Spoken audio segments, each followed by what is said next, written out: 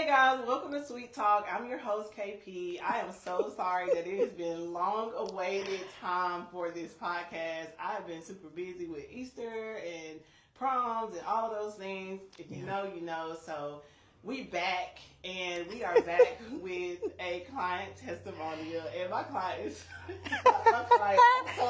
y'all, I'm nervous. She is so nervous. I'm nervous. We so giddy and so silly, but I promise, like, this how we are when she comes get her hair done. We've been, how long it's been? Oh, I don't even remember when we like first. It was right when you was over there on Shorter. Okay. Well, really, I think it was even a little bit before that. It had to be. I feel like it had to be. So. It was before that because I remember you telling me that you was going to move there, that you was no longer. I can't remember the. It was downtown. Yes, yes. Because I was. Yeah. I remember I had a picture of you downtown when I did your hair. So yeah. Yes. Ooh, I wasn't even with my first child yet. No. Or finna have one. So it's been a long time. And that was when what? 2017, 2016. It was about 2016. Mm-hmm. Yeah. And yeah, so. But every time, like, Jalia, by the way, I'm sorry I didn't even formally introduce you. Hey, everybody. Jalia, like, every time she comes to the shop, it is such a good time. Yes. We be, like, laughing, talking. Crying. Like. Just talking about everything. Yeah, this is my music buddy. Yes. Like, we done been to concerts together. Literally, like. KP, you part of the family, though. Yeah. I mean, like, we really done built that bond that I don't longer see you as a hairstylist. Yes. I see you as my friend. Yes. Like when I need to, I'm like, let me go ahead and book one of KP, get in this chair. Yeah, I need to talk. I just can't get my ears trimmed. We just gonna talk. That is literally what it was. Yeah. Yeah. So, during our client testimonials, we just kind of talk about like a lot, like as I said before, a lot of my clients share some really amazing testimonies while they're in the chair, and we have shared something in common as well. Like we both lost our mom. Yeah. And so today we are just gonna like let you shine your light. That is just, so easily shine. So thank you. What I guess if I could go back, like how did God kind of show up in your life, or how did that come about for you? So during the time of just everything happening with my mom leaving, it was a lot. Just the experience of, seeing your mom, somebody who was so strong, be very weak. Mm-hmm. And like, you're like, ooh, are you praying and all that stuff like that? But you're just like, you sometimes, during that time, I felt like my prayers was being answered, but they wasn't being answered. Like, I just felt like they was hitting the ceiling and dropping it down. And I'm just like, okay, Lord. But what I have learned during that time was how when you pray to God and what you say may not be the way that he take it. Yeah. Because when I was praying, I was like, Lord, heal my mama, like let this be her testimony. Let her come up on top, and it's just like, she came up on top, all right. Yeah. She came up on top, but she didn't come off on top that I wanted to see. Like I wanted her to be healed. I wanted, us to testimony on, like I just want people to know like God can heal, and which God can heal. Let me not discredit that. He can. God healed her the way he saw fit, not the way that I saw fit. Right. So before you go forward, if you don't mind giving a little background, like what was like wrong with your mom and kind of what she was going through? At first, it was so crazy. So she had a little knot that was like right here in the back up behind her ear. And I think that happened in 2020, I want to say, is when it first started forming. Mm-hmm. And then I would massage her and all that stuff like that, and it went down. Mm-hmm. And then a headphone had exploded in her ear. Oh, wow. Yeah, and it ended up causing some bleeding and all that stuff like that. And then that, wherever it was, it came back. This time it would not leave, and it was hard. When I say hard, I mean hard. And so, you know, in 2020 was like, Mom, you need to go to the hospital, you know, like you need to see what's going on. And she was like, no, I don't need to go, you know, all that stuff like that. Mom did some home remedies and it did bring it down and kind of like soften, I guess, the tissue. I really don't know, but I guess it softened that up, you know. And then in 2022, I want to say in January, it got so bad that she started having migraines. She couldn't really talk so long without her head pounding and all this stuff like that. And so he was like, Mama, you need to go to the hospital. So she went to the hospital. They did a biopsy and all that stuff like that. Once they did that biopsy, that's when it went downhill. We did the biopsy in May. It was the last weekend of May in 2020. When she did that biopsy, like I said, everything went downhill. From that time till September, she was in and out of the hospital. In September, she passed out because she was losing so much blood. Like, it was a lot. Yeah.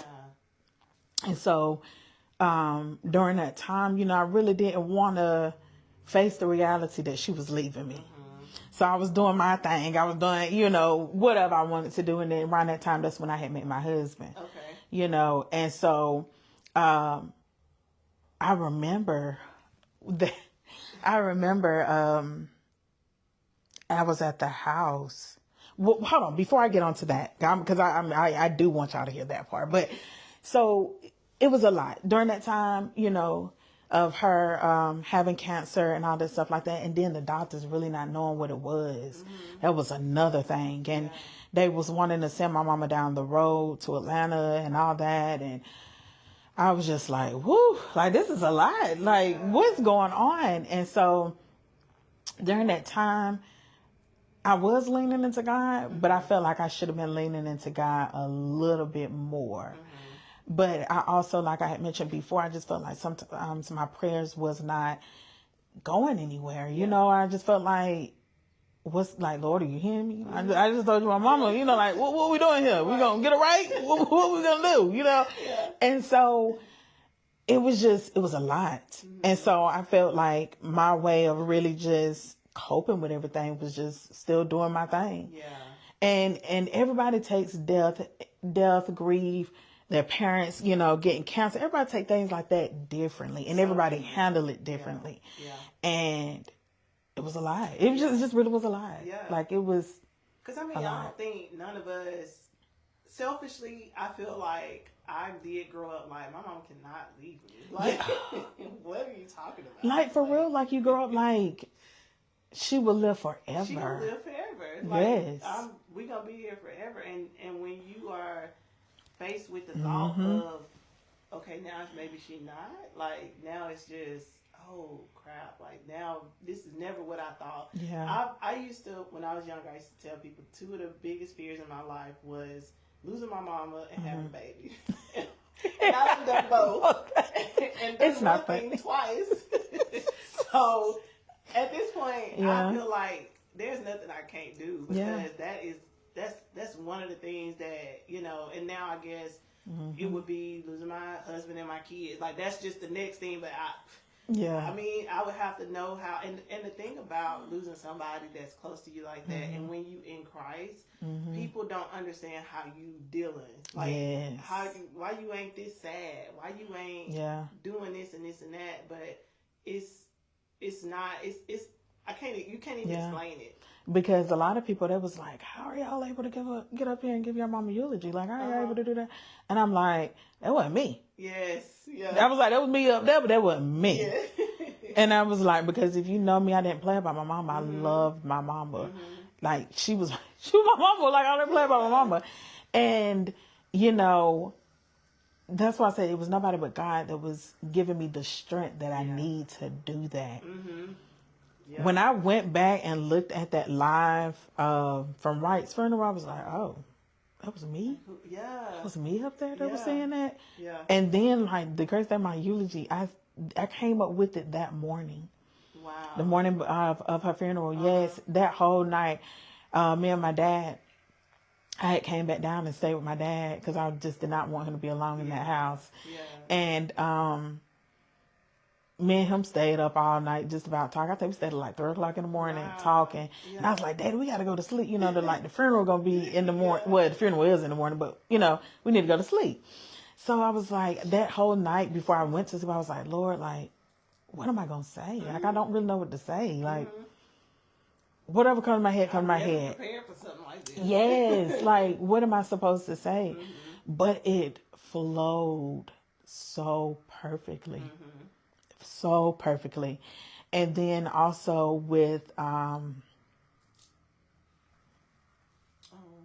sorry.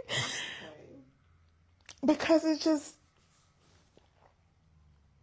my mama was definitely before her time. Yeah. Like, to know my mama, to know the love that she had for people. Here it can be. Yeah. The love that she had for people and just all that stuff like that. Like, people will always say, like, your mom loved me like she was my child. I mean, like, I was her child. Yeah. And just some of the things. Yeah. Okay, P. Like, going back, looking at her Facebook and some of the things that people had said, like, I'm like, dang, I want people to say this about me. Yeah. You know, like, didn't nobody have nothing bad to say. Everybody had something good to say. Not to cut you off, but when I lost my mom, I realized what we here for. Yeah.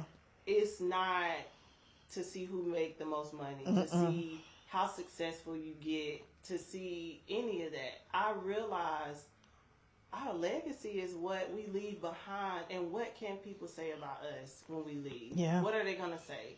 And that completely changes your mindset on how you live now. Yeah. Because you want people to say those things about you, and you realize, like, God gives us all a purpose. And a lot of people put our purpose with our successes and think that we're supposed to, our purpose in careers and things of that nature. But it could be as simple as your mom, everybody feeling so loved and you know, comforted by her. And that's what she did. And you know, and it was once somebody, I think it was Mr. Charlie, he had posted a scripture and he was basically just saying, like, my mom did her job. She did what she was supposed to do. Yeah. And so, you know, like, when you do what you're supposed to do, God come and get you, take you home, you know. Yeah. And so let me go back to when I said about Jeremiah and the reason why I got so teary-eyed and talked about my mom being so powerful and all that. Because I used to get so frustrated, you know, with really just like, what am I doing here? You know, basically, like, what is my purpose? Like, what am I doing here? You know, what am I supposed to do next? Like, what's the game plan? Yeah. You know, like me, I'm the type of person, I need to know the game plan, the floor plan. Like, what we doing? I got to know the whole details, you know, and really being a Christian, following God, surrendering to God. You don't know the plans. You don't know the plans. And it's just like, like, I need to know them. Yes, like, I need to know what's going on. And also, we think that it's supposed to be an easy walk. And then when stuff gets thrown at you the way it does, when life starts happening, and you have to still go through, and God is like, I'm still calling you. You still got to pick up. Let's go. Like, you can be in that, but I'm glad that, you know, we go through those things with Christ, because it's not easy going through. It's not. So in that, like, how did God kind of like prepare you, you know, for her transition? Yes. So that's what I was going to mention earlier. So I was at home and I was got off early before my husband. I would get home first. So I got home, let the dog out and all that stuff like that. Came on back in the house, got myself together to start cooking, and we always left the balcony open so the dog can run in and out in the balcony. And so I'm cooking, music booming, you know, like, you know, booming. And the whole apartment got still. Like, the music was still booming, the dog was still, like, I could see the dog walking in and out of the balcony. I couldn't hear it. I couldn't hear it. I could see it. Yeah. I can see the swish swish, but I know it's a swish swish because, you know, when you're so used to hearing sounds, you know what it is. Yeah. But at that time, I couldn't hear it. Like, everything was so still. Like, everything was still moving. I was still. Yeah. And God came on down. At first, during that time, I did not know it was God. Yeah. He came down and he was like, you know, what would you do if I took your mama away from you? I said, devil, I rebuke you in the name of Jesus. Like, I went in. I was like, no, we ain't doing that. Like, this is going to be her testimony. Like, she's going to come off on top. And I stopped and I was like, but hold up.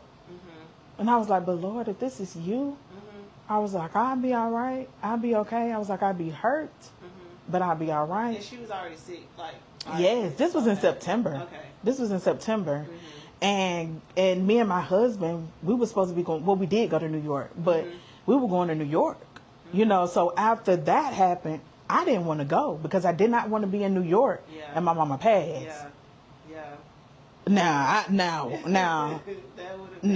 that right there, no. And when I tell you,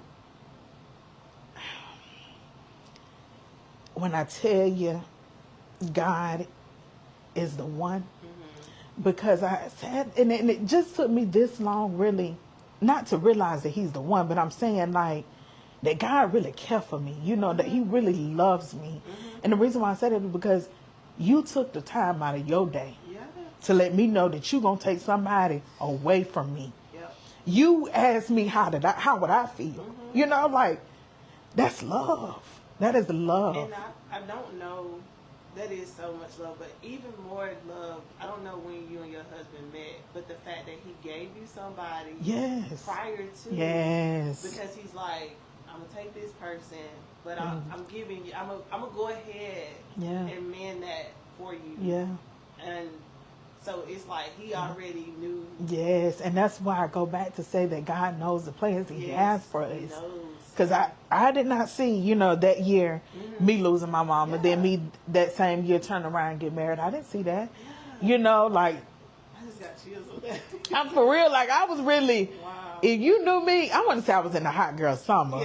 But I was doing my thing. Like, you know, and then when that happened with my mom, you know, I kind of slowed down because I was like, okay, hold on. Like, it's getting serious out here, you know. And then with that happening and all that, it just really opened my eyes. And that situation, well, I won't say situation, but that happening with my mom, that really, like, made my relationship with God stronger.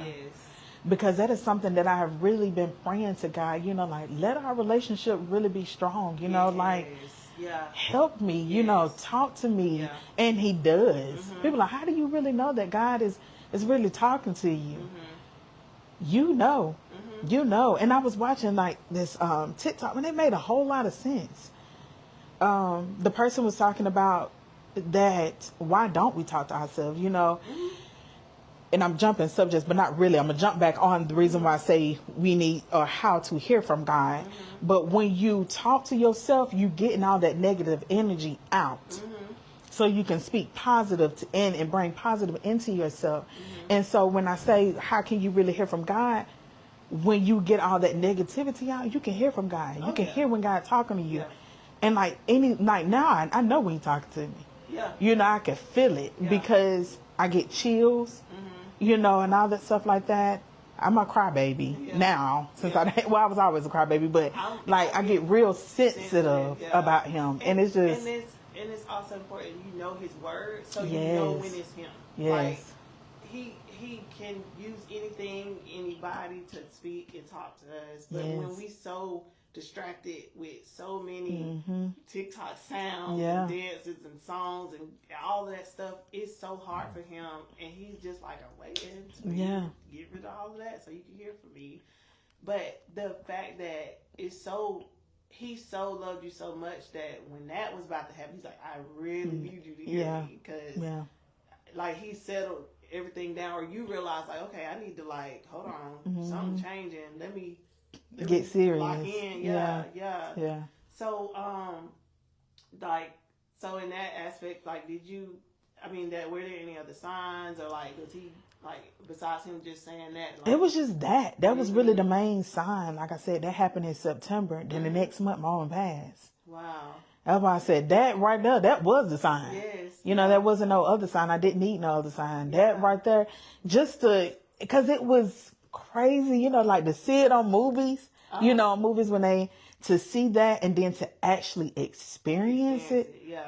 That was crazy. Yeah. And I was like, hold up. That's what made me instantly go into, I rebuke you in the name of Jesus, because I ain't never experienced this before. Like, what's going on? Like, you know, and so for that, but that was beautiful. Like I said, now it shouldn't have took me this long, but to realize how beautiful that was for you to let me know. Yes. Yeah.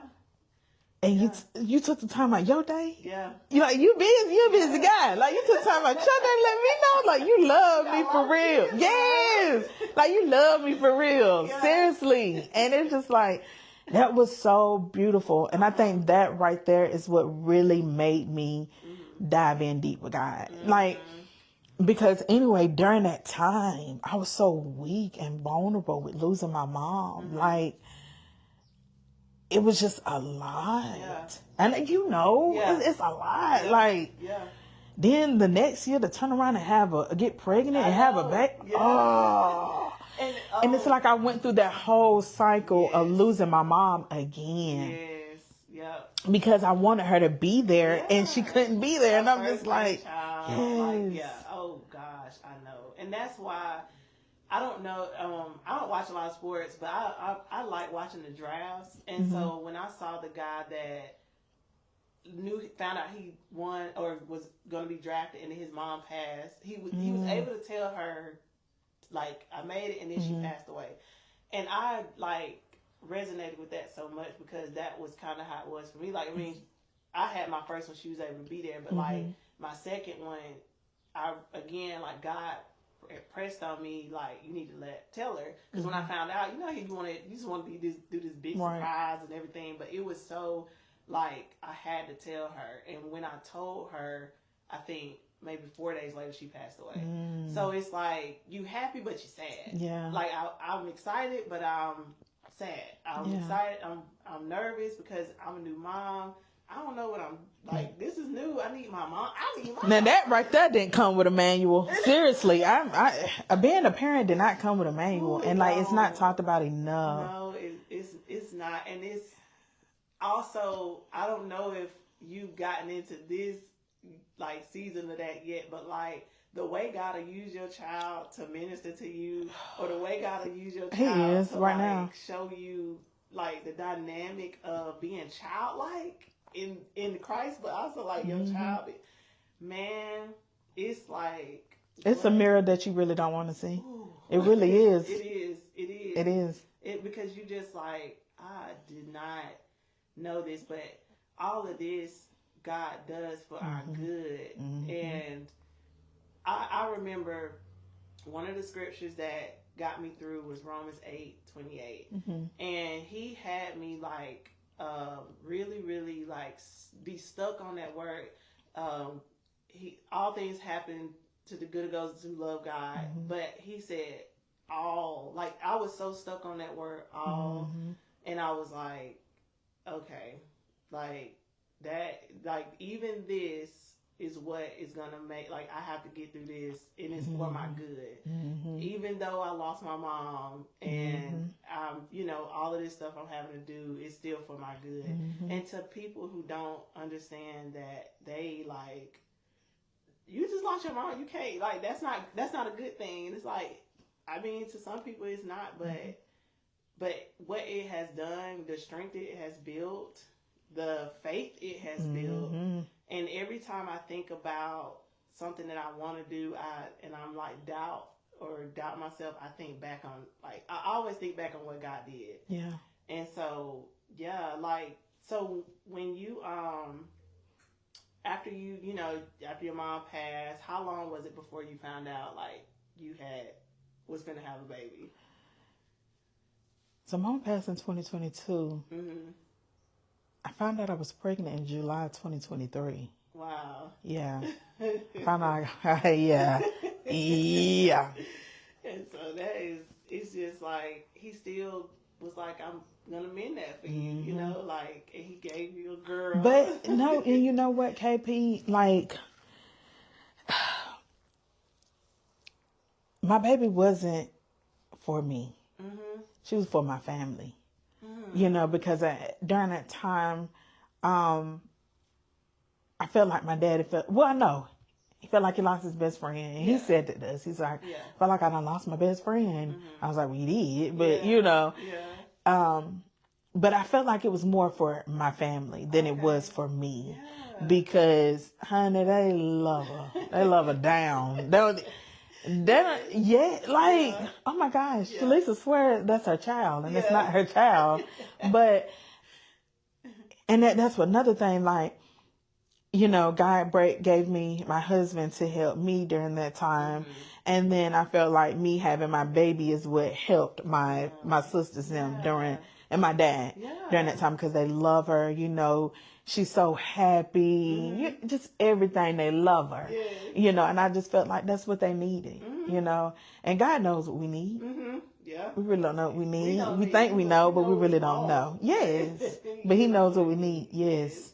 Yes. And so, like, if there was anything that you could share or like give advice to somebody who may be either going through grief or just, you know, a time in their life, what would you probably say to that person?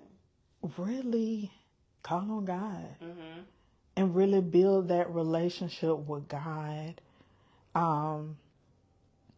You know, a lot of people are saying, you know, God take you as you are. He will.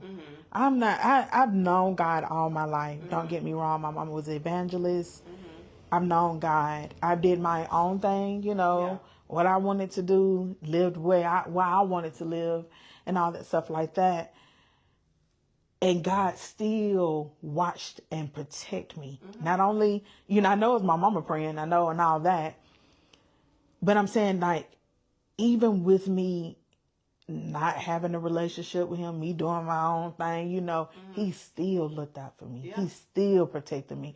Because there has been situations I didn't know how I was getting out of.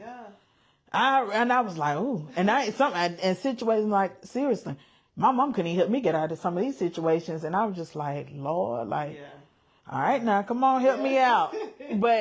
And I'm not saying it like that and like he's some type of genie or something like that, because when God helped me out, oh, you best believe I had to pay the price and really not pay the price. When I say pay the price, I mean like I had to spend time with God, you know, and all that stuff like that, because this wasn't hey, fix this and I gone about my business. No, it was like, okay, we need to sit down. We need to work together, you know, to really get it. So my advice is come as you are, you know, build that relationship with God, even if it's for 5 to 10 minutes, because the more and more that you go through life, the more and more and time that you would do it, the longer that it would be. You know, because at first it was like, Lord, all my business. And then, you know, when I started going through life and challenges and all that, I started sitting it down a little bit more. During the time, my prayer was like 15, 20 minutes tops. Now I got to spend like 30 minutes to an hour. Sometimes it'd be 2 hours and I'm like, oh, like, well, you got to go to work, you know, like you got to get yourself together. But that's what I'm saying. Like over time, it'll come, you know, that relationship with God, it will come. It ain't going to happen overnight. You know, you got to build that relationship. There are times you're going to get mad. You know, you're getting frustrated with life and all this stuff like that. Tell him, you know, let him know that you're going through those things, so that way that he can help you, you know, like that's the best help, you know, and to really let him, like once during the situation what happened with my mom, my mom leaving, when I really let go and let God on that situation, I felt a whole lot better. You know, I didn't feel like I was carrying a burden or carrying something. That was a lot to carry, you know, grieving and all that. It was just a lot. But once I let that go and let God, it was light. So lean into him, call on him, you know, talk to him. Even if it's 5-10 minutes, talk to him. Yeah. He want that. He need that. You know, like he need that. Yeah. Let him know that, okay, my child listening to me. My child need me. You know, like, and as any father, father loves when their child need them. Like they love that, I want to say boost their ego, but you know, like my child, yes. So like call on him. Yeah. He'll be there to, you know, he'll be there to support you. Yeah. You just got to do it. Yeah. And I think we make it hard and just. We always make things hard. Yeah. We always make things harder than what it really need to be. Right. I mean, that's just us. We're human. It's a simple conversation as if we talking now. And the more you do that, the more it like, you know. It's natural. It's so natural. It's you be thinking talking to your homeboy, homegirl. Like, sometimes I be like, oh Lord, hold on, I did not. Yeah. I ain't mean like that. You know what I meant. Right. You know, like. Yeah.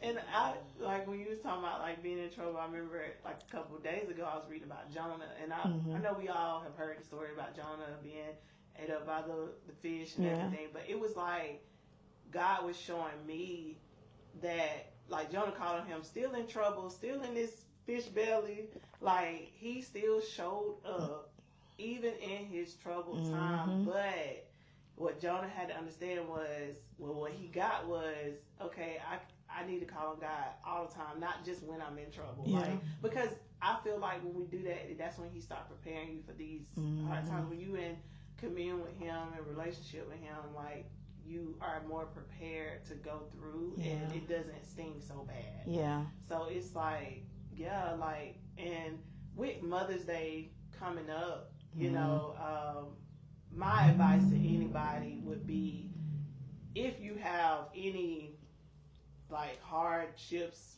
I know relationships with parents ain't always ideal. Everybody have different relationships with their parents, but I say mend it, like, because you never want to have that burden of not feeling like you never said what you needed to say, forgave, or they forgive you if you've done anything, like, you know, because like you, I'm sure, like my mom was like my best friend. So it's like, I'm glad that our relationship was good before she left this earth. She lived a good life.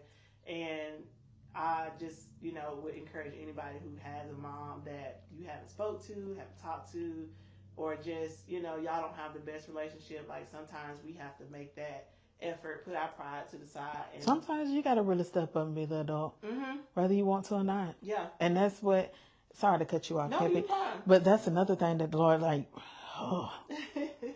is really challenging me with right now, is really like not just being an adult, like stepping up, really taking accountability for my actions, the way that I respond to people and the things that people do to me, you know, and just be the big girl and keep it moving, you know. And then one thing that my mom has always said, you know, at the end of the day, Jalia, you ain't hurting nobody but yourself. You think you're hurting them, but you ain't hurting them, you're hurting yourself. And, you know, like they used to, at first, you used to go in one ear and not the other. But, you know, the more and more. Yes. But the more and more they keep saying it, the more and more it registers with you. Like, okay. Yeah. You know, like. Yeah. Yep. And so I have had to put my big girl panties on and really just be an adult. And I didn't want to. But God has, not when I want to say make me example, but he's like, okay, like in order for you to grow. Yeah. Like, we got to do this. Yeah. We got to get this handled first. Is always gonna be up that's in why your I face. said. It's going to be in your face, whether you want to or not. You can go to God about somebody who's going to show you you. Yeah. And whether we want to admit it or not, it's stuff we have to personally work on. And I've always said, I thought I was an adult when my mom was here, but I really had to adult since then. And I've, like, had to just learn some stuff about myself that it ain't easy, but the truth ain't never gonna, it's never gonna feel good. But the truth will set you free. It will. It will set you free.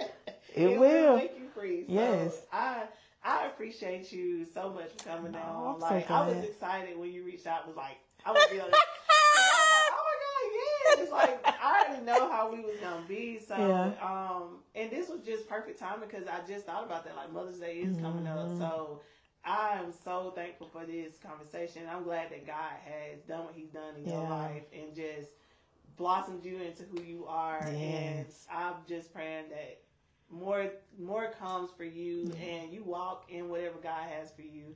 And yeah, so with that being said, we thank you guys for tuning into this episode. Again, I am so sorry it's been a couple weeks, but we back at it, and I hope you guys have a good day. Bye. Bye.